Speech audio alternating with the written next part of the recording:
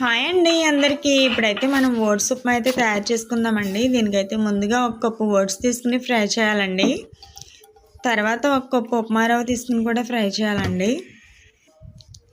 కొద్దిగా ఆయిల్ తీసుకుని తాలింపులు వేసుకుని ఫ్రై చేసుకోవాలండి.